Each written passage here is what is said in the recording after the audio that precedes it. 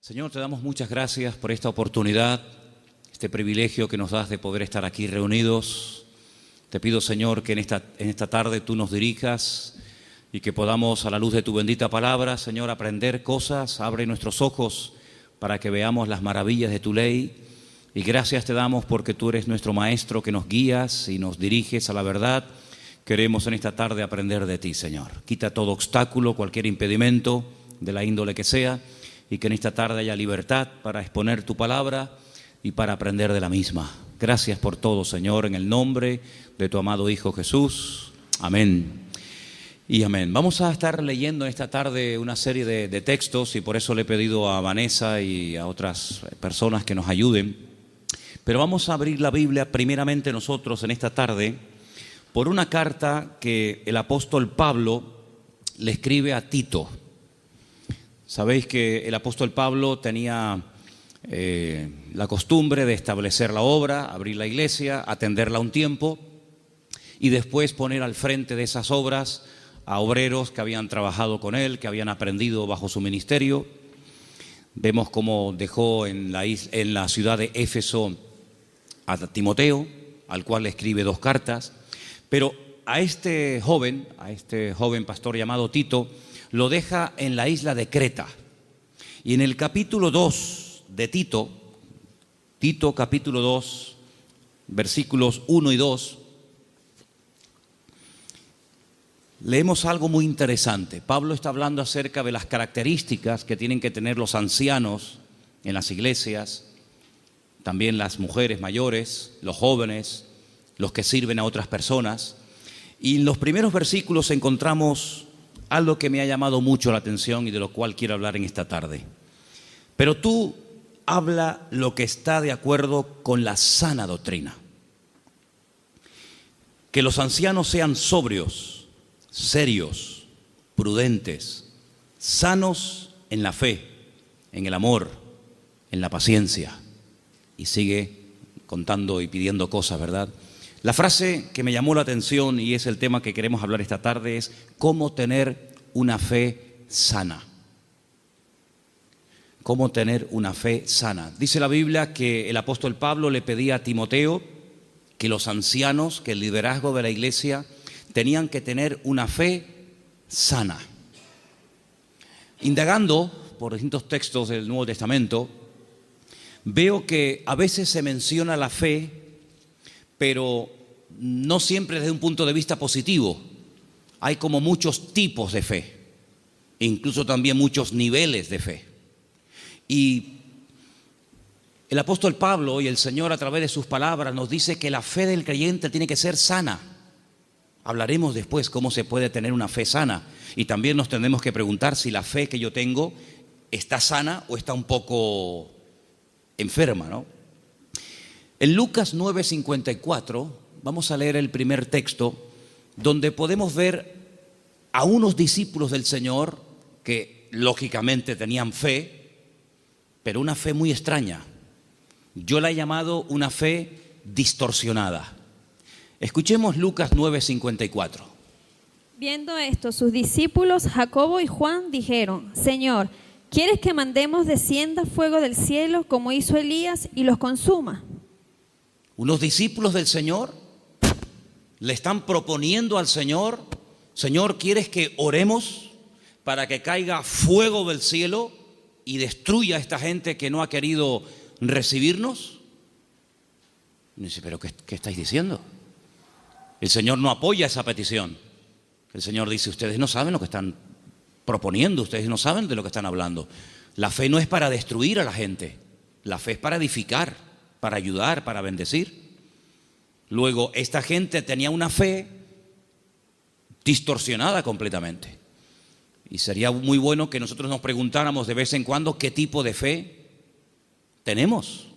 Porque vemos que estos discípulos tienen una fe muy grande, incluso hasta para proponerle al Señor orar para que caiga fuego del cielo, como hacía el profeta Elías en varias ocasiones durante su ministerio, pero que no es ni el momento, ni el lugar, ni muchísimo menos la voluntad de Dios que se esté utilizando la fe para semejante barbaridad. Luego aquí vemos, sí, fe, pero una fe distorsionada. Hay un texto en 2 de Timoteo 1:5 que menciona otro tipo de fe, y es un texto en el que el apóstol Pablo reconoce que la fe de Timoteo no es como la que él va a mencionar a continuación. 2 de Timoteo 1:5. Trayendo a la memoria la fe no fingida que hay en ti, la cual habitó primero en tu abuela Loida y en tu madre Eunice, y estoy seguro que en ti también. Analizando este texto, encontré que hay más de 43 traducciones diferentes de este término griego que se ha traducido en la versión Reina Valera como fe no fingida.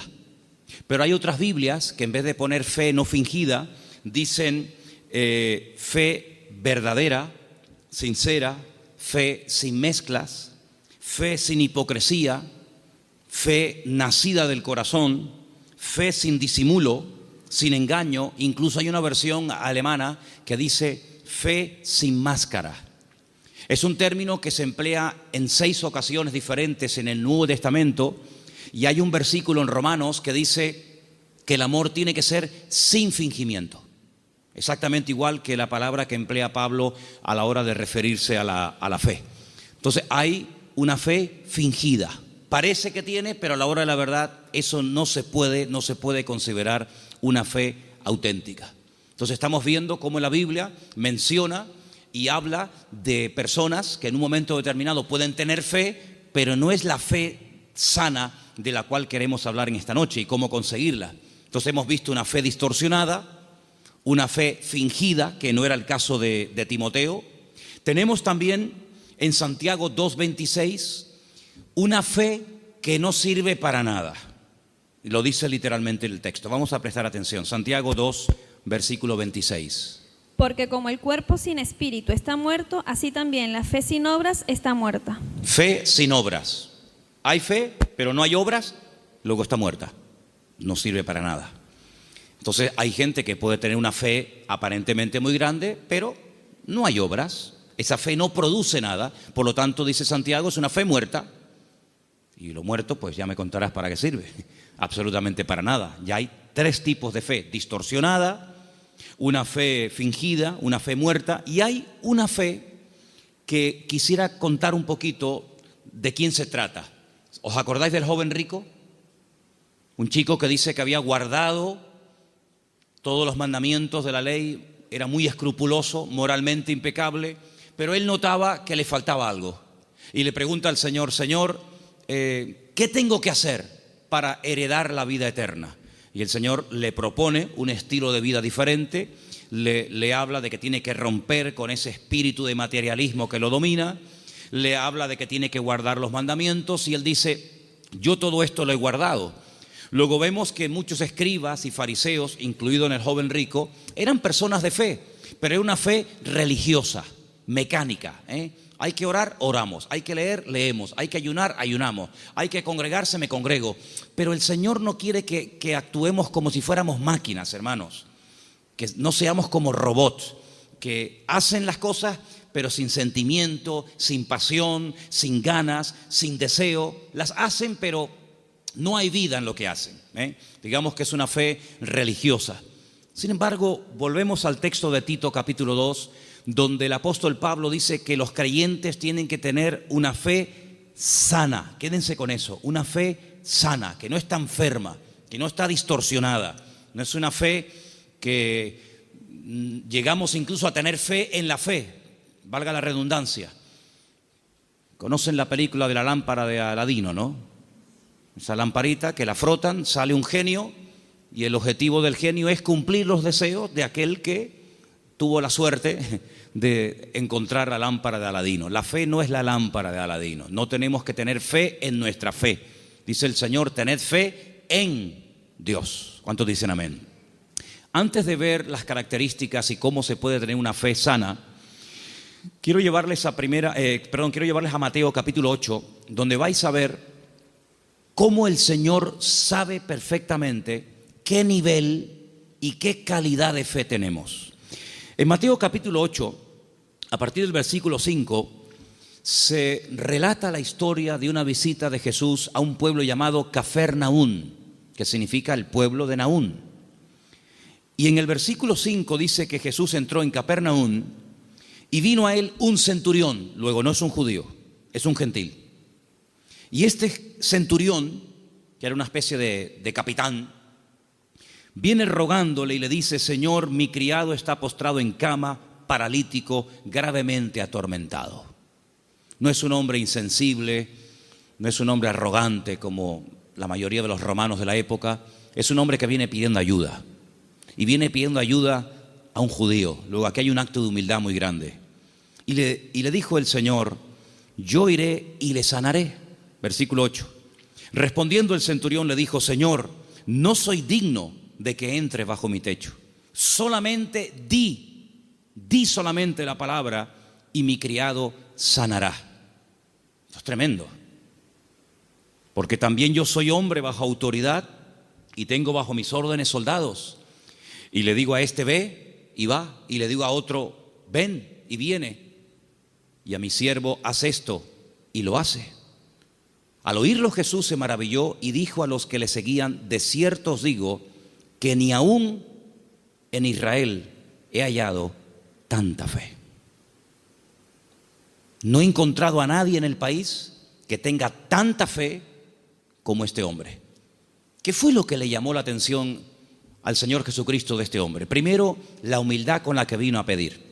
No vino exigiendo, no vino: oye, que soy un centurión romano y me tienes que obedecer. Sino vino con humildad. Vino, dice, que rogándole. Y no vino pidiendo algo para él, sino para otra persona. Luego, aquí hay una compasión, aquí hay un amor por alguien que está sufriendo, que no es precisamente él, sino es su criado. Luego hay una cosa muy interesante en la conversación. El Señor está dispuesto a ir a la casa de un gentil. El Señor está dispuesto a ir a la casa de este hombre. Sin embargo, este hombre dice: Señor, sinceramente yo no soy digno de tenerte bajo mi techo. Pero podemos solucionarlo de otra manera. Di solamente la palabra, da solamente la orden de que mi criado sea sanado, y no hace falta ni que te desplaces, no hace falta ni que vengas. Fíjate que el hombre le pone un ejemplo al Señor. Le dice: mira, yo soy un hombre de autoridad. Yo le digo a un soldado que venga y viene, lo digo a otro que vaya o haga esto y lo hace. Por lo tanto, lo que este hombre está diciendo es: yo reconozco tu autoridad. Yo reconozco que cuando tú ordenas algo en el mundo espiritual, se cumple. Por lo tanto, como hago yo en lo natural, hazlo tú en lo espiritual. Da la orden y automáticamente mi criado sanará. Él unió el poder de la palabra, la autoridad de la palabra del Señor, con una fe bien puesta y bien depositada con humildad en el Señor. Y claro, automáticamente recibió la respuesta. Entonces el Señor dice que en todo Israel no había encontrado a nadie que tuviera tanta fe, una fe tan grande, tan firme, tan madura como la de este hombre. Luego, por la forma como habló, por la forma como pidió y se comportó, el Señor se dio cuenta de que este hombre no tenía una fe normal y corriente, sino era una fe, amigo, de categoría. Sin embargo, en el mismo Evangelio según San Mateo, un poquito más adelante, en el capítulo 14, ahora las cosas cambian. Porque en el capítulo 14, a partir del versículo 22, dice la palabra del Señor lo siguiente: Jesús enseguida hizo a sus discípulos entrar en la barca e ir delante de él a la otra tierra, a la otra ribera, entre tanto que él despedía a la multitud. Despedida la multitud, subió al monte a orar aparte, y cuando llegó la noche estaba allí solo. Y ya la barca estaba en medio del mar, azotada por las olas, porque el viento era contrario. Más a la cuarta vigilia de la noche, como a las 3:30 de la madrugada, Jesús vino a ellos andando sobre el mar. Los discípulos, viéndole andar sobre el mar, se turbaron diciendo: un fantasma, y dieron voces de miedo. Pero enseguida Jesús les habló diciendo: tened ánimo, yo soy, no temáis. Entonces Pedro le respondió y le dijo: Señor, si tú eres, manda que yo vaya a ti sobre las aguas. Vamos a ver. Jesús le dijo: ven. Simplemente eso, ven. Él, descendiendo de la barca, andaba sobre las aguas para ir a Jesús. Pero, ay amigos, los peros, Al ver el fuerte viento tuvo miedo y comenzando a hundirse, dio voces diciendo: Señor, sálvame.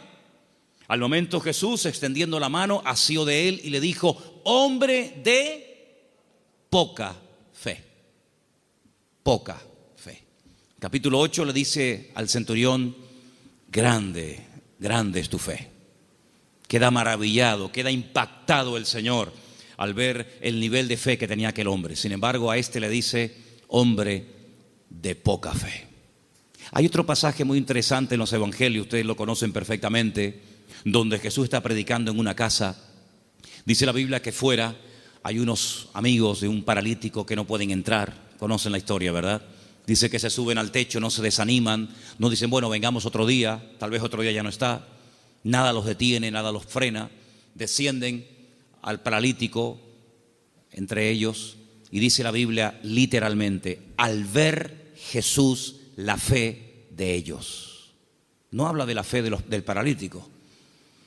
Al ver Jesús la fe de ellos, le dijo al paralítico, y todos conocemos el resto de la historia. Luego, tal vez nosotros no podemos ver la fe, ni siquiera la nuestra, pero el Señor sabe perfectamente qué nivel de fe tenemos. La fe que tenemos que tener no es una fe cualquiera. No es esa fe que creemos que es una especie de, como dije antes, de lámpara de Aladín o de llave maestra que todo lo puede y todo lo abre. No, no. Tiene que ser una fe sana. Pero ¿cómo se llega a tener esa fe sana? ¿Cuáles son las características de una fe sana verdaderamente en el Señor? Vamos a ver la primera característica que tiene que tener una fe sana. Primera de Pedro, capítulo 1, del 3 al 9. ¿Lo tienes, Vanessa? Vamos a prestar atención a Primera de Pedro 1, del 3 al 9.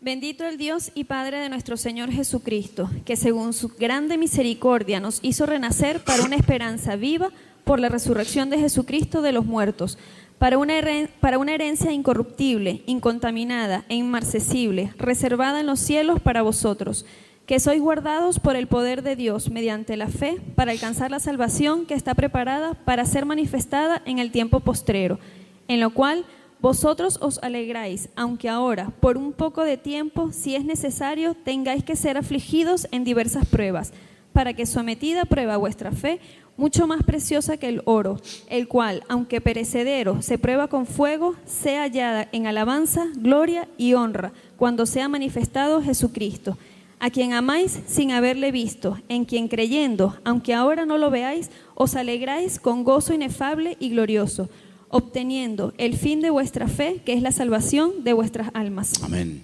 ¿Os dais cuenta? La primera característica de una fe sana es que tiene que ser probada. Si no quieres tener una fe probada, jamás sabrás qué tipo de fe tú tienes. Mientras no hay problemas, no se sabe si verdaderamente tú eres una persona madura o inmadura. No se sabe. Es como cuando antiguamente te entregaban la cartilla cuando terminabas de hacer el servicio militar y te ponían comportamiento, bueno, malo, excelente, regular, lo que fuera, disposición a la hora de actuar o en fin, las distintas, digamos, no materias, sino las distintas características que se pretendía o se suponía que había en un soldado. Generalmente, a menos que fuera tiempo de guerra, el apartado del valor se dejaba en blanco, porque no hubo ocasión de mostrar el valor. La obediencia sí, la fidelidad, la puntualidad, digamos la uniformidad, pero el valor era una casilla que se dejaba en blanco. Ahora, si hay una guerra, si te tienes que jugar la vida, si tienes que salir a campo abierto, entonces se sabe si ese soldado tenía o no tenía valor. Con la fe es exactamente igual. Si no hay pruebas, pues sí, tengo fe. Pero amigo, y cuando llegaron las pruebas, ¿cómo reaccionó usted ante el primer problema que le vino después de conocer al Señor? Porque nosotros reaccionamos de una manera antes de conocer al Señor que no puede ser la misma después de conocer al Señor. ¿Cómo, por ejemplo, reaccionó Job? Job no era judío, Job era un gentil, pero tenía tan clara su confianza y su fe en el Señor que después de las pruebas aún estaba mejor que antes de las pruebas. Antes de las pruebas era un hombre rico. La vida le sonrió, tenía hijos, matrimonio que funcionaba perfectamente, aparentemente, tierras, criados, prestigio, casas, un patrimonio increíble, y no había ningún problema. El Señor permitió, porque todo lo permite el Señor, que las cosas comenzaran a ir de diferente manera. Perdió en una semana a todos los hijos, no a uno, a todos, los varones y las hembras. Perdió todos los animales, eso era una tragedia en aquel tiempo. Las cosechas se le pudrieron, la mujer se le volvió en su contra, él cayó enfermo, las casas se le derrumbaron, los amigos, ni te cuento. Si uno dice, bueno, pero ¿dónde está Dios en todo esto? Nunca estuvo Dios más cerca de Job que cuando era probado. Cuando más cerca Dios estuvo de Job y cuando más cerca Job estuvo del Señor fue en el tiempo de la prueba. En ningún momento se quejó. Argumentó, habló con el Señor, todo lo que tú quieras, pero en ningún momento claudicó y dijo, no merece la pena, no sirve de nada llevar una vida íntegra, llevar una vida de santidad, porque al fin y al cabo, mira, estoy pasando lo peor que los que no creen en ti, Señor.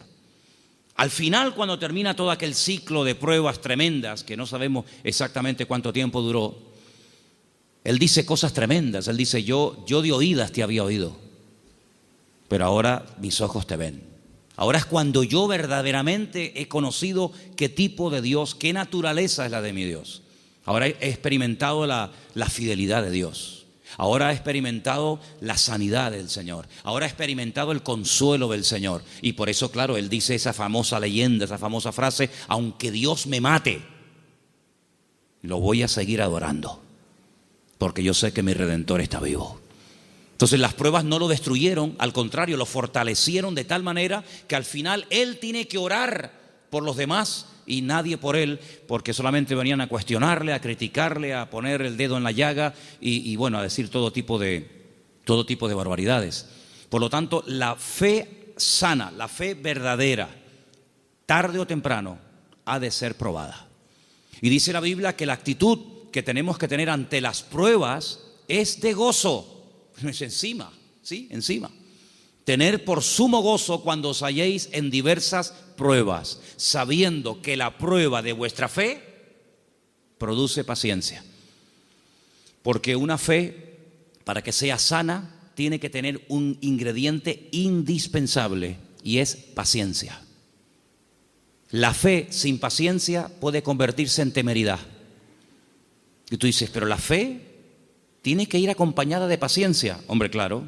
Si no, se termina convirtiendo en desesperación. No entiendo nada. Oro, pido con fe y no recibo. ¿Pero cómo es esto? Entonces, si no va acompañada del ingrediente de la paciencia, al final terminas desesperándote porque crees que no tienes fe, que has cometido un pecado, que te han hecho algo malo, etcétera, etcétera. Y comenzamos a decir tonterías y toda tontería, toda queja, todo lamento que salga de nuestros labios lo que hace es que va deteriorando, enfermando, debilitando cada vez más la fe. Y en vez de ser una fe sana, es una fe pero enferma. Entonces vemos que la característica de una fe sana es que ha sido probada por el fuego. Es interesante notar que hay un momento en el que el Señor le dice a Pedro, Pedro, Satanás ha venido para pedirme permiso porque os quiere zarandear como al trigo. Eso es una revelación de parte del Señor, porque en ningún momento encontramos en los evangelios a Satanás hablando con Cristo pidiéndole semejante cosa. Eso es una revelación que el Señor contó. En esas cosas que le ocurrían a nivel personal al Señor, dice, Él os va a zarandear como el trigo, pero yo ya he rogado previamente por ustedes para que vuestra fe no falle. Y una vez que seáis confirmados, vete y confirma a tus hermanos. En otras palabras, el Señor no descarta en ningún momento que un creyente en algún momento determinado de la vida pueda ser sacudido o pueda ser zarandeado, es decir, probado. Y entonces ahí esa fe se puede demostrar y comprobar si verdaderamente la fe que usted tiene es una fe a prueba de bombas o es una fe que le dura hasta la primera prueba. En la parábola del sembrador dice la Biblia que hay semillas que brotaron muy rápido, pero dice cuando salió el sol quemó la semilla y no dio fruto. Y cuando están en privado, los discípulos le preguntan al Señor o le piden al Señor que les explique la parábola del sembrador. Y Él les dice, mira, las semillas que caen junto al camino y brota rápido son los que reciben la palabra al momento la reciben con gozo, pero como no tienen raíces, cuando sale el sol, que son las pruebas y las dificultades de la vida, las pruebas de la vida secan, son de corta duración. Entonces la prueba lo que hace es que fortalece nuestra fe para que nuestra fe pueda estar preparada para la siguiente prueba y así de esa manera tener una fe robusta y madura que ha soportado las pruebas. Es como cuando se construye un puente, se hace una prueba de carga. No se abre al público, decir, bueno, abran, ¿y si se cae? Hay que hacer una prueba de carga. Ponen el puente todo lleno de camiones cargados a tope y los dejan ahí un tiempo para que si el puente resista, pues si el puente resiste la prueba, pues entonces se puede abrir el tráfico al público. Exactamente igual. Nuestra fe tiene que ser probada y tiene que ser probada donde necesita ser probada. A lo mejor en lo económico, a lo mejor en lo familiar, a lo mejor en lo físico, no sé, pero el Señor sabe dónde tiene que apretar, porque todas las pruebas siempre son para nuestro progreso, para nuestro crecimiento y para fortalecer nuestra fe. ¿Cuántos dicen amén? La segunda característica de una fe auténtica, de una fe sana, la encontramos en una carta que Pablo le escribe a los hermanos de Tesalónica. Primera de Tesalonicenses 1, del 2 al 10. Es una lectura un poquitín larga, pero por favor presten atención. ¿La tienes tú, Patricia? Adelante. Damos siempre gracias a Dios por todos vosotros, haciendo memoria de vosotros en nuestras oraciones, acordándonos sin cesar delante del Dios y Padre nuestro de la obra de vuestra fe, del trabajo de vuestro amor y de vuestra constancia en la esperanza en nuestro Señor Jesucristo, porque conocemos, hermanos amados de Dios, vuestra elección. Pues nuestro evangelio no llegó a vosotros en palabras solamente, sino también en poder, en el Espíritu Santo y en plena certidumbre.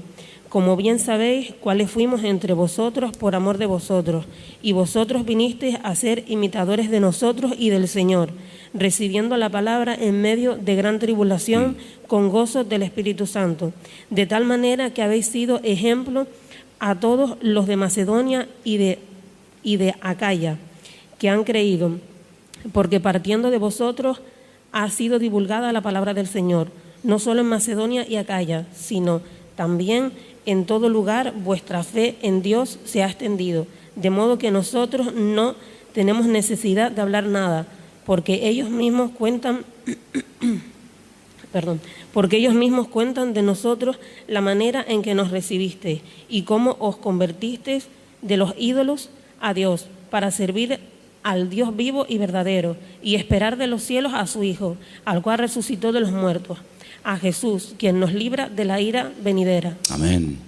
La iglesia de Tesalónica, desde el primer momento, fue una iglesia muy perseguida, muy perseguida. No todas fueron así, pero una de las características de esa congregación es que desde el primer momento los creyentes fueron perseguidos. Hermanos perdieron la vida. Llegó un punto que la presión era tan tremenda, que comenzaron a pensar si a lo mejor ya había comenzado hasta la gran tribulación. Fíjate lo que te digo. Y por eso Pablo tiene que escribirles varias cartas y alentar y animar a los hermanos y aclararles que todavía ese tiempo no ha comenzado, y les alienta y les anima a decir, hermanos, seguir adelante. El Señor aún no ha venido. El tiempo de angustia de Jacob, la gran tribulación aún no ha comenzado. Y Pablo pone doctrina encima de la mesa para que ellos sepan que lo que está pasando no es todavía lo que está profetizado para los últimos tiempos, ¿verdad? Y una de las cosas que el apóstol Pablo reconoce de la iglesia es que la fe de la iglesia, la fe de los hermanos de la ciudad de Tesalónica, no se quedó encerrada entre cuatro paredes, sino que los creyentes no habían perdido el valor de testificar a los que no conocían al Señor. Ellos se habían convertido, como dice ahí, hemos leído, de los ídolos. Habían sido gente idólatra, politeísta, y habían dejado esa vida de desorden, de idolatría, para convertirse al Dios vivo y verdadero. Pero la conversión de ellos, la fe de ellos depositada en el Dios vivo y verdadero, no era algo que se hacía a escondidas, sino algo que ellos querían que se difundiera.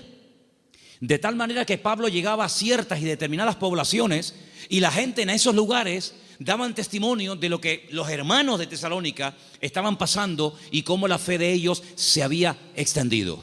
Y esto es muy importante, hermanos. Esto es muy importante porque en un momento tenemos un encuentro inicial con el Señor. Nos encontramos con el Señor, entendemos el propósito de la salvación, de la venida de Cristo. Pedimos perdón por nuestros pecados, lo aceptamos como nuestro Señor y Salvador personal. Muy bien, pero ¿y ahora? Ahora se tiene que extender nuestra fe. Tenemos que divulgar nuestro testimonio, nuestra esperanza en el Señor, porque no todo el mundo tiene la misma fe. No todo el mundo ha tenido la misma experiencia que tú has tenido, y por eso es muy importante que abramos la boca para que podamos decir a la gente, oye, que hay una esperanza, que hay un remedio, como vimos el domingo, que hay un camino, una verdad y una vida.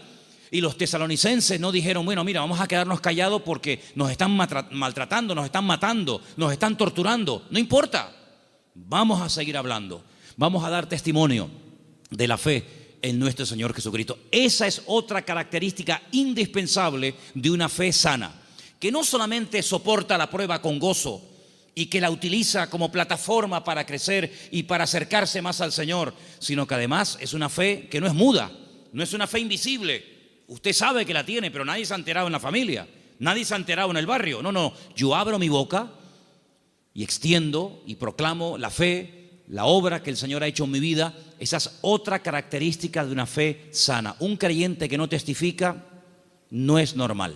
No es creyente que un creyente que tiene el gozo del Señor y que ha pasado de muerte a vida, pasen los días, las semanas y se le pase la vida y no comparta su fe y su testimonio con nadie. Eso no es una fe sana, es una fe enferma. Otra característica de una fe sana, quiero leer en Santiago, voy a leer este pasaje yo, si no les importa, en capítulo 2, a partir del versículo 14, donde Santiago habla de algo muy importante relacionado con la fe. Dice, hermanos míos, Santiago 2:14, ¿de qué aprovechará si alguno dice que tiene fe y no tiene obras? ¿Podrá la fe salvarle? Si un hermano o una hermana están desnudos y tienen necesidad del alimento de cada día, y alguno de vosotros les dice, id en paz, calentaos y saciaos, pero no les dais las cosas que son necesarias para el cuerpo, ¿de qué aprovecha? No, hermanos, déjenme que diga esto. Decimos, bueno, pero ¿no es el Señor el que suple nuestras necesidades? Sí, pero muchas veces el Señor puede suplir nuestras necesidades a través de nuestros hermanos. A veces cuando veo a un señor mayor o a alguna persona en un parque, en una plaza, dándole de comer a los pajaritos o a las palomas, a mí siempre me viene a la cabeza el texto que dice, hombres de poca fe, mirad las aves del cielo que ni siembran ni hilan, ¿no las alimenta vuestro Padre Celestial? Y yo digo, fíjate, este hombre sin darse cuenta, o a lo mejor sí, no sé, está siendo el instrumento que hoy el Señor está utilizando. Él cree que le sobraban unas miguitas de pan duro y las trae al parque para entretenerse, pero él no se está dando cuenta de que ese montón de pájaros el Señor los está alimentando a través del detalle de este hombre. Entonces puede ser que el Señor te puede utilizar a ti en un momento determinado y a través de tu vida,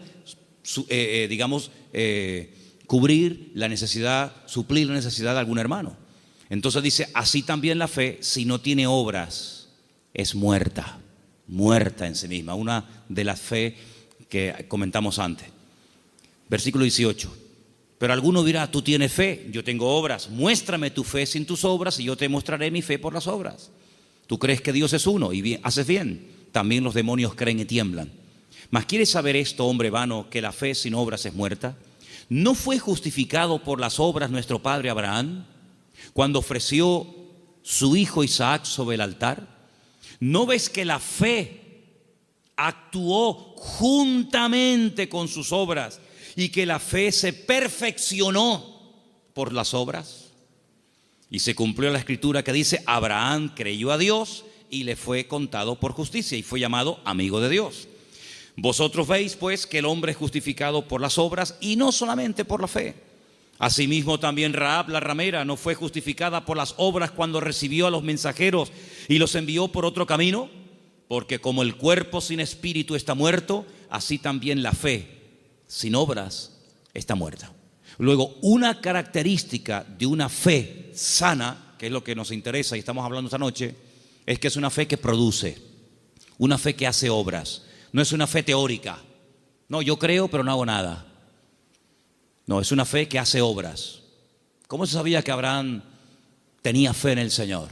Bueno, pues yo estaba justamente leyendo hoy ese pasaje y dice la Biblia que este hombre viaja desde el sur de Israel, desde una ciudad llamada Beersheba, recorre todo el desierto del Negev, llega hasta el monte Moria, allí en Jerusalén, y antes de llegar deja a unos criados y le dice, bueno, guárdeme aquí el asno, el burrito, que dice, iremos, adoraremos y volveremos. Y a veces seguimos leyendo el pasaje y nos olvidamos de decir, no, espérate un momento, mira lo que acaba de decir. Iremos, adoraremos y volveremos. Pero ¿cómo dice volveremos si Abraham sabe que tiene que subir al monte Moria y sacrificar, es decir, matar a su hijo Isaac? Dirás en todo caso, volveré. La Biblia dice que Abraham tenía tanta fe en el Señor que creía que si mataba a su hijo Isaac, el Señor se lo podía resucitar y volverlo a tener con él. Y en cierto sentido, eso fue lo que pasó. No lo mató, sabemos el resto de la historia, pero él en su corazón lo había sacrificado antes de subir al monte Moria. ¿Se da cuenta? Pero la fe de Abraham no quedaba simplemente en un acto de obediencia, sino que iba mucho más allá. Bueno, yo lo mato, yo lo sacrifico porque al fin y al cabo es lo que Dios, mi Señor, me ha pedido.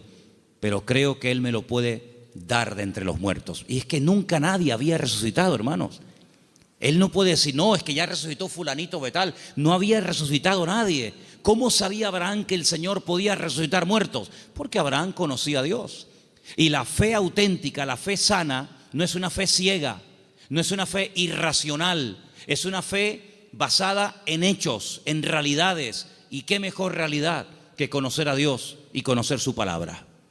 Yo dije en una ocasión que hubo un momento en nuestra vida en los que creímos en un Dios que prácticamente no conocíamos. Cuando nosotros la primera vez aceptamos al Señor, ¿qué sabíamos del Señor? Pues muy poca cosa. No conocemos hoy nosotros al Señor mejor que hace años atrás cuando lo conocimos o lo recibimos en nuestro corazón, ¿sí o no? Por supuesto que sí. En aquel momento fue un acto de fe. Yo necesité fe, créame, yo particularmente, yo no sé usted, pero yo necesité mucha fe porque yo no creía en Dios. No creía en Dios, sencillamente. Para mí no existía. Y yo necesité que Dios me diera fe para poder creer en Él. Pero créanme, hermanos, y lo digo con toda sinceridad, yo hoy en día no necesito fe para creer en Dios. Yo es que sé que Dios existe. La fe se necesita para creer en lo que usted tal vez no ve o no ha recibido y tiene fe de poder recibirlo. Pero yo no necesito fe para creer en mi Padre. Yo no necesito hoy por hoy fe para creer si este libro es o no es la palabra de Dios. Es que yo sé que es la palabra de Dios. Por lo tanto, la fe tiene que ir en aumento, tiene que ir creciendo, tiene que ir madurando. Y por eso, amados hermanos, hay momentos en los que en la vida de ciertos y determinados personajes, los milagros tenían que verse muy asiduamente, un poco como para sacudirlos y para provocar la fe en ellos. Pero hay un momento en nuestra vida en los que prácticamente ya no necesitamos tantos milagros cada día, porque el hecho de que el Señor sea mi Señor, ya para mí eso es más que suficiente, y sé que todo lo demás vendrá por añadidura. ¿Cuántos dicen amén? Hay gente que continuamente le pone pruebas al Señor. Señor, ¿será tu voluntad esto? Señor, ¿será tu voluntad lo otro? Señor, voy por aquí, Señor, voy por allá. Bueno, pues si constantemente le tienes que estar poniendo pruebas a tu Dios, es porque no lo conoces mucho. Porque si tú sabes que a tu marido no le gustan las lentejas, no sé si hay algún marido, perdón si alguien se sienta aludido, pero si tú sabes que a tu marido no le gustan las lentejas, no dices, se las voy a poner a ver si le gustan o no le gustan. Ya te ha dicho de todas las formas que no le pongas lentejas que no le gustan. Por lo tanto, como ya lo sé, no se las pongo. Pero yo sé que lo que le gusta es el potaje de berros. Entonces, en la medida en la que tú conoces a tu marido, a tu esposa o a tu hijo, a quien sea, tú te comportas de una forma diferente con él o con ella, ¿sí o no? En la medida en que tú conoces a Dios, yo no tengo que decirle a Dios, Señor, ¿se puede hacer esto? o no se puede hacer? Voy a poner un papelito con un sí y con un no. Soplo y el que se quede en la mesa, no hace falta jugar a eso, porque yo ya conozco a mi Dios y yo sé lo que le gusta y lo que no le gusta. Leía en el día de ayer algo tremendamente interesante. Dice Pablo, es que la ley no fue dada para el justo. La ley fue dada para el homicida. La ley fue dada para el que no conocía a Dios y tienes que decirle todo, le tienes que contar todo. Pero José nunca leyó la Biblia. Y José era capaz de decir, eso no lo puedo hacer, porque si yo hago eso, yo peco contra mi Dios. ¿Os acordáis? Cuando es tentado con la mujer de Potifar, él podía haber dicho, bueno, ¿dónde está escrito que esto es pecado? No estaba escrito por ninguna parte, pero es que él conocía a Dios. Y cuando una persona conoce a Dios, aunque no tenga mucho conocimiento de la Biblia, conoce más del Dios de la Biblia que de la Biblia del Señor y sabe perfectamente discernir, dice, esto no es de Dios, esto no es del Señor. Porque el que conoce al Señor, dice la Biblia, hay un texto muy bonito que dice, el pueblo que conoce a su Dios se esforzará.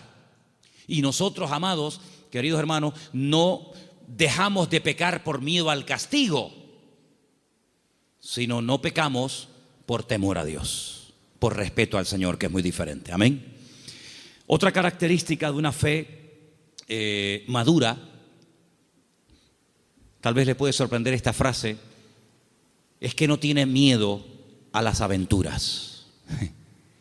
En Génesis capítulo 12, quiero que vean este pasaje conmigo.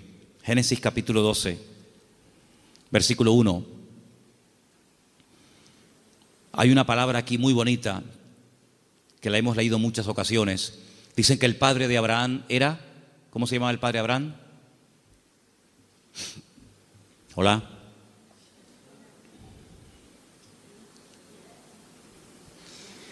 El padre de Abraham se llamaba Taré. Y cuenta la leyenda que el padre de Abraham, Taré, podía ser una persona muy importante en el ejército de Nimrod. ¿Y quién era Nimrod? Uno de los peores personajes de la historia. Terrible, terrible. El primer hombre poderoso de la tierra. Un tipo de anticristo, para que me entendáis. Un hombre idólatra, un hombre tremendo. Y hay muchas leyendas y muchas historias, no solamente en el pueblo de Israel, sino en el mundo árabe y en otras culturas, que hablan mucho de Abraham, porque Abraham es el personaje que le cae bien a todo el mundo. Le cae bien a los árabes, le cae bien a los cristianos, le cae bien a los judíos. Es un personaje que todo el mundo lo quiere. Es el padre de todos. Y hay una leyenda que dicen que un día el padre de Abraham, que era vendedor también de ídolos, se fue y dejó a Abraham al cargo de su tienda de imágenes. Y Abraham rompió todos los ídolos de su padre menos uno. Y cuando el padre viene, le pregunta al hijo, hijo, ¿pero qué has hecho? Me has roto todos los ídolos, todas las imágenes. Y le dice, no, lo que pasa es que vino una señora con un plato de comida para ofrecer una ofrenda a los ídolos y como este ídolo, que es el más poderoso que tú tienes, no quería compartir la comida con los demás, los destruyó a todos y se comió la comida a él. Y le dice el padre, pero hijo, ¿qué cuento me estás contando? Si son ídolos de piedra, son incapaces de hacer esto. Y Abraham le dice, pues papá, si tú mismo has reconocido que son ídolos de piedra que no puedan hacer esto, ¿por qué los adoras? Es una leyenda que cuentan los árabes, ¿no? Hablando acerca de la fe de Abraham. Pues este hombre, cuando vivía en aquella tierra, versículo 1, Génesis 12:1, dice, el Señor le había dicho, fíjate el tiempo del verbo, no está llamando el Señor ahí a Abraham, dice, ya le había dicho. Es como, oye, que ya te he dicho, ya te lo dije el otro día, te lo estoy recordando. Ya el Señor le había dicho a Abraham. ¿Qué le había dicho? Vete de tu tierra, de tu familia o parentela, de la casa de tu padre, a la tierra que yo te mostraré. Fíjate que el primer verbo está en pasado y el último está en futuro. Ya le había dicho el Señor, a la tierra que yo te mostraré. ¿A dónde voy? No lo sé, yo te lo mostraré, ya te lo diré. Pero hay una promesa, entre el cumplimiento de la promesa y la obediencia, hay una palabra muy interesante. Dice, yo haré de ti una nación grande. Te bendeciré, te engrandeceré. Engrandeceré, tú serás bendición. Bendeciré a los que te bendigan. y a los que te maldijeren maldeciré. Serán benditas en ti todas las familias de la tierra. Y se fue Abraham como el Señor lo había dicho. Entonces vemos que este hombre, en base a una promesa, en base a una orden de parte del Señor, él emprende una aventura. Y por eso este punto que he dicho, que para tener una fe sana, uno tiene que estar dispuesto a correr aventuras con el Señor. No podemos tener todo bajo control. Hay creyentes que todo lo quieren tener bajo control. Y eso es totalmente imposible. Quiero tener bajo control las facturas, lo que tengo que pagar, lo que tengo que hacer, lo que tengo que decir. Tengo que tener, hermano, en la vida de un creyente verdadero, tienes que dejar una puerta abierta a la vida de fe, a una vida de aventura. Esto no tiene ni pies ni cabezas, diría un padre a un hijo, pero hijo, ¿a dónde va? Es que no lo sé, padre. Pero, ¿qué sentido tiene esto? Yo leía hoy una frase en un libro que la tengo por aquí apuntada y me llamó mucho la atención y la quiero compartir con ustedes. Y la frase que leía dice: lo que nosotros llamamos seguridad muchas veces no es más que un freno para una vida de fe. Esto me impactó muchísimo. No, es que hay que tener una seguridad en la vida, tú. Ya, oye, ya no tengo 20 años, ya tengo una edad y uno ya tiene que ir pensando las cosas. Me parece muy bien. Pero cuando vamos a la palabra de Dios, nos encontramos que a veces Dios llama a gente ya con 80 años. Y tú dices, ¿pero dónde va este hombre con 80 años? Pues tú no ves que cuando tú eras joven lo intentaste y fue un fracaso lo que hiciste, que incluso hasta terminaste matando a una persona. Y el Señor llama a un hombre que en el pasado ha fracasado y se ha refugiado como un prófugo en el desierto, cuidando ovejas que no son ni de él. Y ahora tengo que volver atrás. ¿A qué? Hacer la voluntad de Dios, pero en esta ocasión no como tú la quisiste hacer en tu yo, en tu ego, sino hacerla en mi nombre. Y lo manda a Moisés, a Egipto, con 80 años. Y Abraham le da unas promesas increíbles con una edad que uno dice, ¿y por qué no le dio estas promesas cuando tenía 18, 20 o 30 años? ¿Por qué esperó tanto el Señor en sorprender y en usar a este hombre? Hermanos, nosotros no somos los que ponemos los tiempos. Los tiempos los pone el Señor. Por eso les dije antes que un ingrediente indispensable de una fe sana es la paciencia. Una fe que no va acompañada de paciencia te puede crear problemas a ti personalmente. Porque cuando tú pides y cuando tú oras y no recibes, la Biblia dice que si pedimos y no recibimos, se puede convertir en un tormento al alma, en un tormento al corazón. Y por eso el que tú pidas no significa que inmediatamente tus órdenes se tienen que cumplir. Vuelvo a repetir el ejemplo de antes. La fe no es la lámpara de Aladino. Encomendamos al Señor nuestra vida, nuestras situaciones, confía en Él y Él hará, decía el Salmo 37, ¿os acordáis?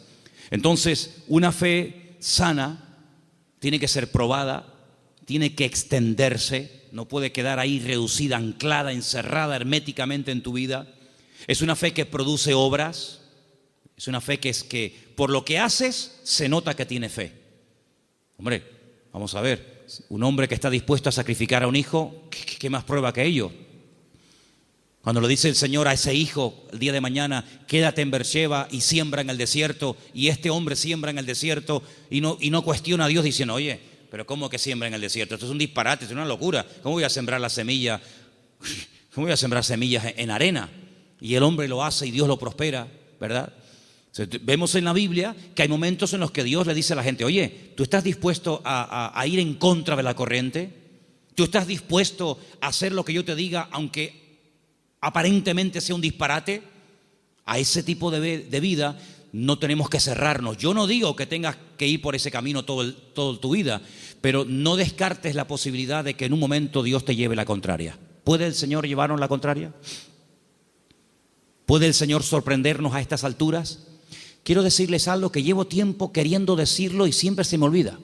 Siempre se me olvida. Cuando llego a casa digo, pero si yo vine de Galicia y quería decirles esto y todavía no se lo he dicho. Ahora me acaba de venir a la cabeza y se lo voy a decir. Fui a predicar un día a una iglesia en Galicia. No voy a decir ni el sitio porque sabe Dios a dónde llegan estas predicaciones. Fui a predicar a un lugar y el pastor de esa iglesia, que llevaba ya mucho tiempo al frente de esa congregación, me dice que se va a ir a otra ciudad, a empezar otra iglesia. Digo, muy bien. Y él sigue hablando y me dice, es que esta iglesia en la que yo ya he estado años, yo creo que ya ha dado todo lo que tenía que dar. Hemos hecho evangelismo, hemos hecho retiros, hemos hecho campamentos, hemos hecho vigilias, y yo creo que esta iglesia ya ha dado todo lo que tenía que dar y voy a comenzar en otra parte. Y cuando yo llegué a casa y comencé a pensar en lo que este hermano me había dicho, es un buen hombre, es un buen pastor, no estoy hablando de un pseudo pastor, estoy hablando de un hombre de Dios. Pues yo dije, Señor, es interesante en la vida porque en la vida tiene que saber uno hasta dónde tiene que llegar. La Biblia nos enseña que el sueño de Moisés era entrar a la tierra prometida. El Señor dijo, no, hasta aquí llegaste, amigo. Pero no voy a cruzar el Jordán, no, es que soy Moisés, me da igual. Yo si quieres te enseño la tierra, pero aquí se acaba tu vida, amigo. A partir de ahora le pasas el relevo a Josué. Y vemos que Moisés no entró en la tierra prometida. Y tan grave fue lo que hizo, aparentemente delante del Señor fue gravísimo, para no dejarlo entrar, tú imagínate, ¿verdad? Vemos por ejemplo a David. ¿Cuál era el sueño de David? El sueño de David era levantarle un templo a Dios. Ese era el sueño de David. ¿Se lo había pedido el Señor? No. De hecho el Señor le dice a través del profeta Natán, le dice, ¿dónde me vais a meter a mí? Si el cielo es mi trono y la tierra es el estrado de mis pies, ¿qué casa me vais a construir a mí? Pero si quieres hacerla. Sin embargo, vemos que el Señor no le permitió, el que verdaderamente tenía ganas de levantar el templo, no lo pudo levantar. Su hijo fue el que lo levantó. Entonces, él entendió que su vida no era, o el sueño de su vida no se iba a cumplir, sino que era su hijo el que iba a levantar el templo. Luego, uno tiene que saber hasta dónde puede llegar. Porque, hermanos, seamos sinceros, si analizamos, por ejemplo, la vida de José, un hombre de fe, un hombre obediente, vemos que sí, él había recibido una revelación cuando era jovencito de lo que sería su vida. Pero si aquellos sueños que él tuvo de pequeño no le ayudaba, en cierto sentido, el faraón a poder cumplirlos, pues se pudriría en la cárcel. Luego, otra persona tuvo que soñar para que sus sueños personales, la revelación de parte del Señor a él, se pudiera hacer realidad. Por lo tanto, es muy importante como congregación, como familia, como matrimonio, como hijo, como pastor, como creyente, saber hasta dónde tengo que llegar con el Señor. De hecho, para mí hay dos preposiciones que aparecen en la Biblia que tenemos que tenerlas presentes siempre en nuestra vida de fe.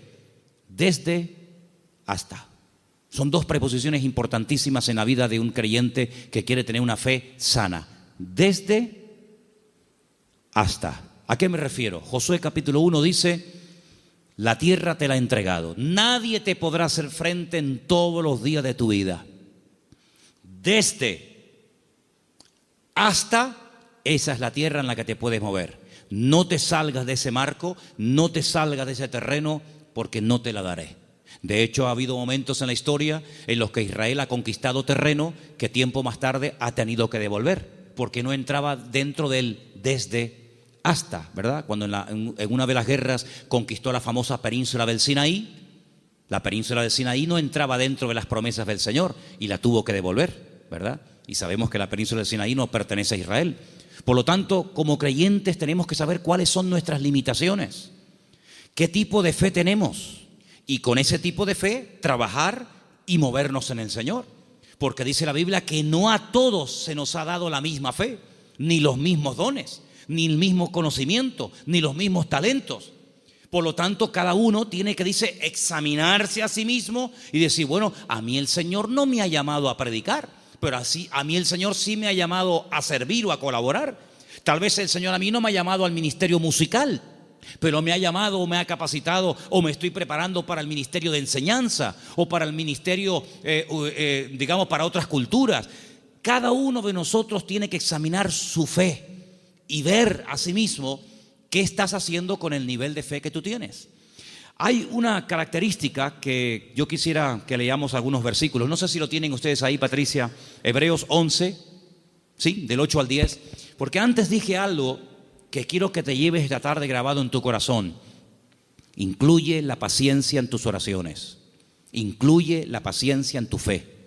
Si no incluyes la fe, la paciencia en la fe que tienes, lo puedes pasar mal, porque va a haber un momento en el que te vas a pelear con Dios, te puedes desanimar, porque dices, Señor, estoy orando con fe, estoy orando conforme a tu voluntad y no veo resultados, pero es que la fe tiene que ir acompañada de la paciencia. Vamos a leer 2 textos y con ellos terminamos.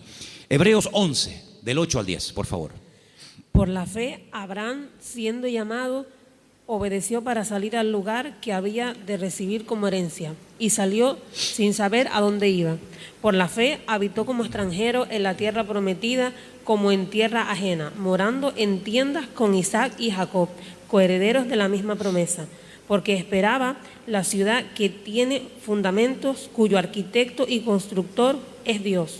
Esperaba en esa búsqueda, esperaba la ciudad cuyo arquitecto y fundador es Dios. Ahí el verbo está en un imperfecto progresivo. Es decir, espero, pero no de brazos cruzados, a ver qué pasa, no. Espero y me muevo en esa espera. ¿Me explico? Me muevo en fe. Aún no he recibido lo prometido. ¿Estará aquí la ciudad cuyo arquitecto y fundador es Dios? ¿Está aquí? ¿No? Vámonos para allá. Y se iba a otro lugar, acampaba. Yo lo que busco es la ciudad que ha construido mi Dios. Una ciudad firme, estable. Vivo en tiendas de campaña, pero no importa, yo estoy buscando una ciudad que tiene fundamentos. Pasaba un tiempo, aquí no es. Bueno, dice la Biblia, y esto es un misterio tremendo, que dice que la llegó a ver. La llegó a ver y la saludó, como diciendo, algún día yo estaré allí. Yo les dije una vez que a mí me llamó muchísimo la atención, porque esto es algo que dice el Nuevo Testamento. Esto no lo dice el Antiguo Testamento.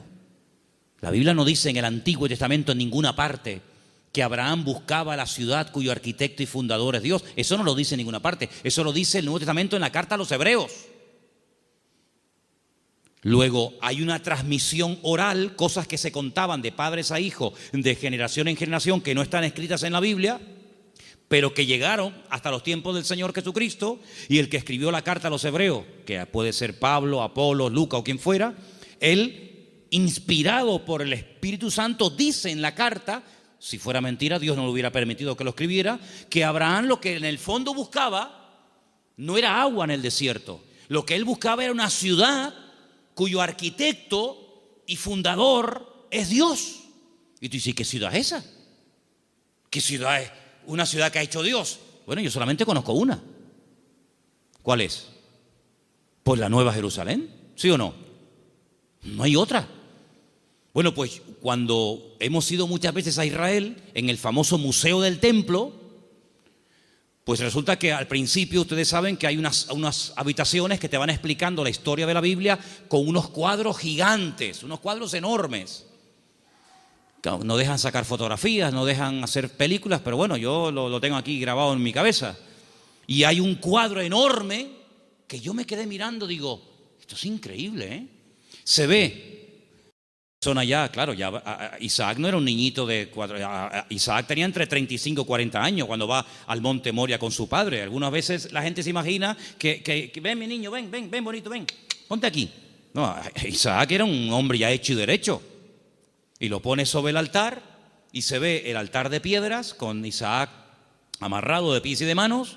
En el fondo se ve unas zarzas con un carnero allí enroscado. Se ve a Abraham con el puñal en alto, pero él está mirando al cielo y es a lo que voy, y se ve en el cielo el templo de Jerusalén, todo como si fuera de oro, se ve el templo y Abraham mirando el templo de Jerusalén. Por eso los judíos dicen que lo que Abraham vio en el monte Moriah fue el futuro templo de Jerusalén, y ese es el monte donde se construyó el templo de Jerusalén.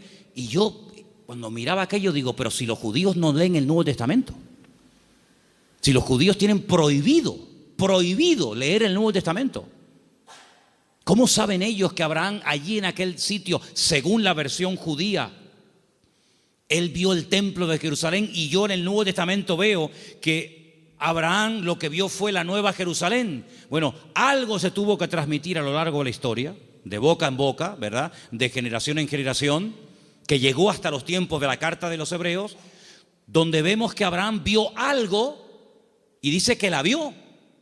Entonces, amados hermanos, El nivel de fe de Abraham era algo tan espectacular que ¿cómo va a tener el temor de sacrificar a un hijo cuando sabe que Dios se lo puede resucitar? ¿Cómo va a tener el temor de dejar la herencia de su padre y quedar totalmente desheredado a la hora de salir del hogar cuando él sabe perfectamente lo que Dios le está prometiendo?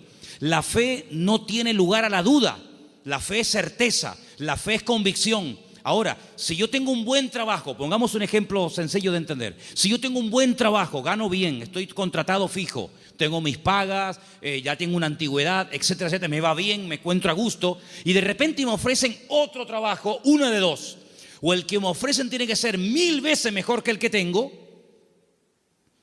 o no tiene ningún sentido que yo deje este buen trabajo por un trabajo que en el fondo no sé si me van a pagar, si no me van a pagar, si tienen solvencia, si no tienen solvencia, si estos van serios, si estos van broma.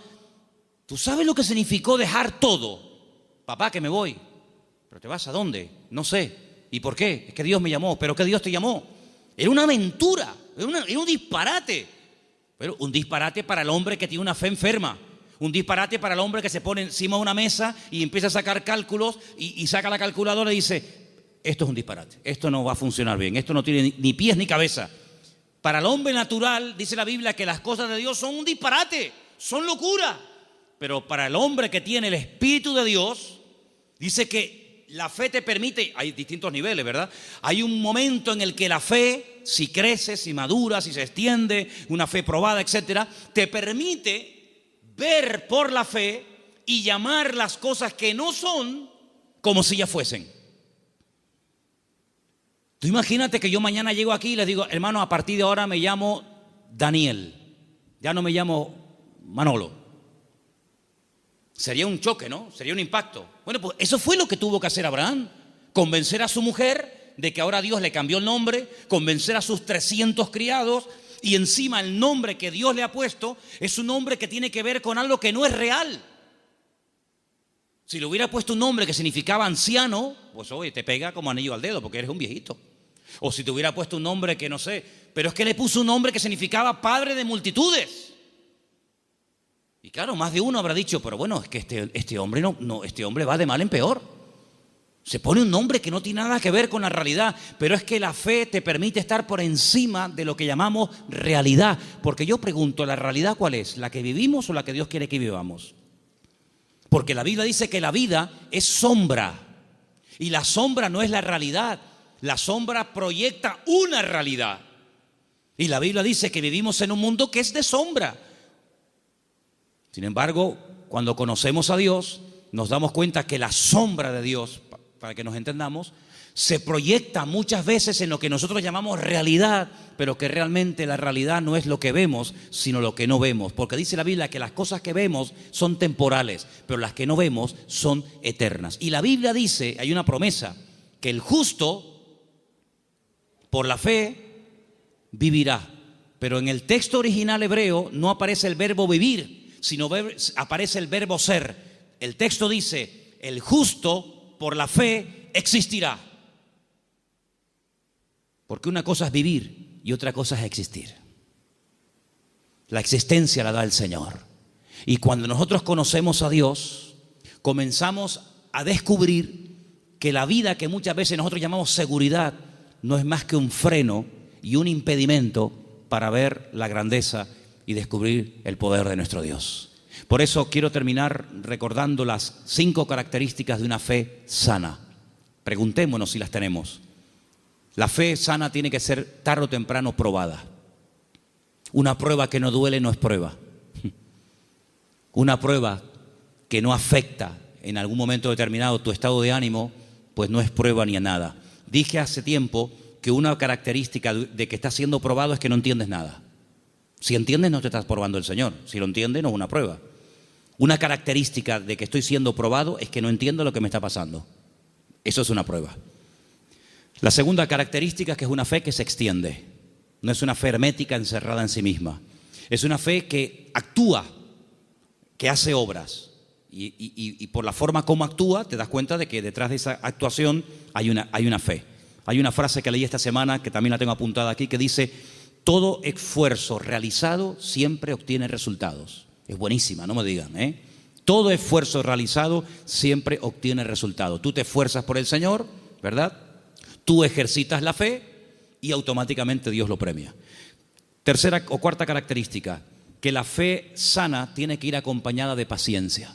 Dice la Biblia que Abraham esperaba pacientemente y finalmente la fe sana está dispuesta a la aventura. En Hebreos 10, del 12 al 13, quiero que lo leamos todos juntos, por favor. Hebreos capítulo 10, Hebreos 10 del 12 al 13. Hay unos versículos muy interesantes que los he dejado para el final, para que medites en ellos y te los lleves esta noche en tu corazón. Repito, Hebreos capítulo 10, del 12 al 13. ¿Lo tienen, hermanos? Bueno, creo que lo estamos poniendo ahí, ¿no? Perfecto. Léelo conmigo.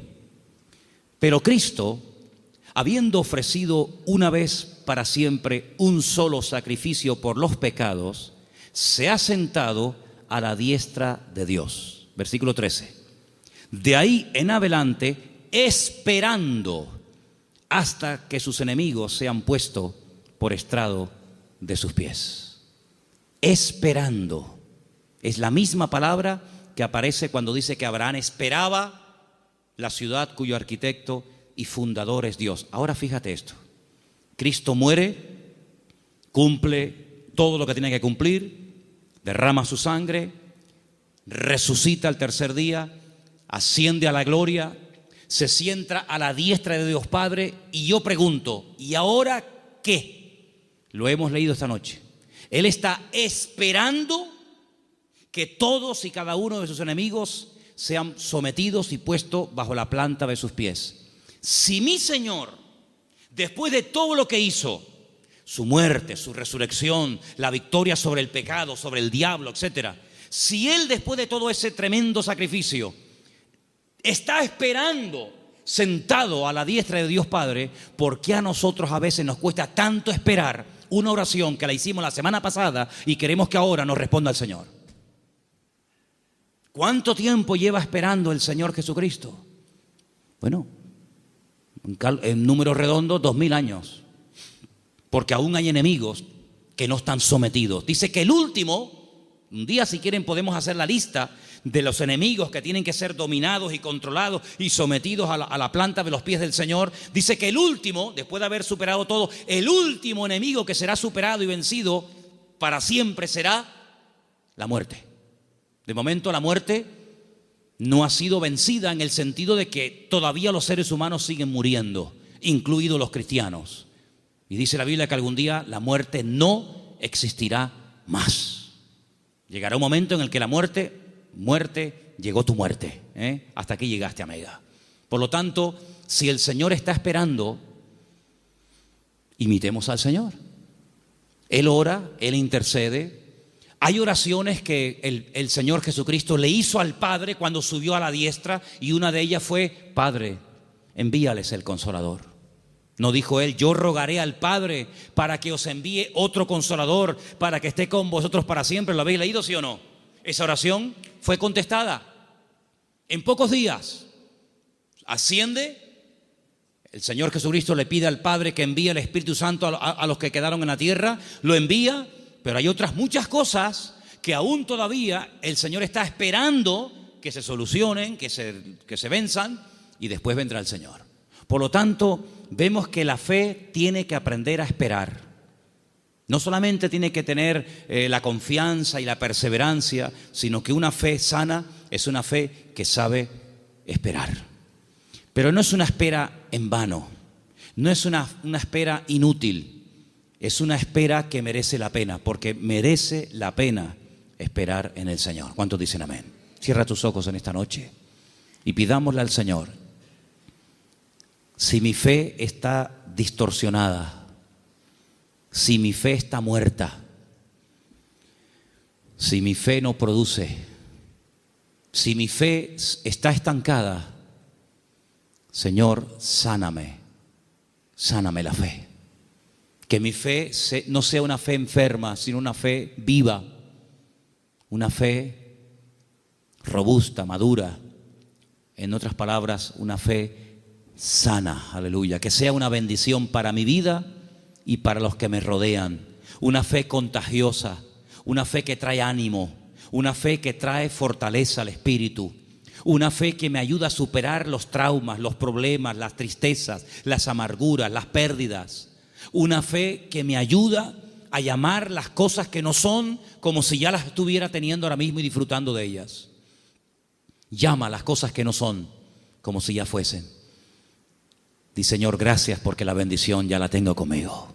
Gracias, Señor, porque el gozo, la paz, la sanidad, ese trabajo, ese hijo, esa situación la veo resuelta. Pero la fe tiene que aprender a esperar. Como tú estás esperando a la diestra del Padre, yo quiero esperar pacientemente, esperé en el Señor. Y te pedimos en esta noche, Señor, que esta fe, que es la meta de todos y cada uno de los creyentes, de tus hijos, sea una realidad en nuestra vida. Ayúdanos a trabajar esta fe que tú un día depositaste en nuestros corazones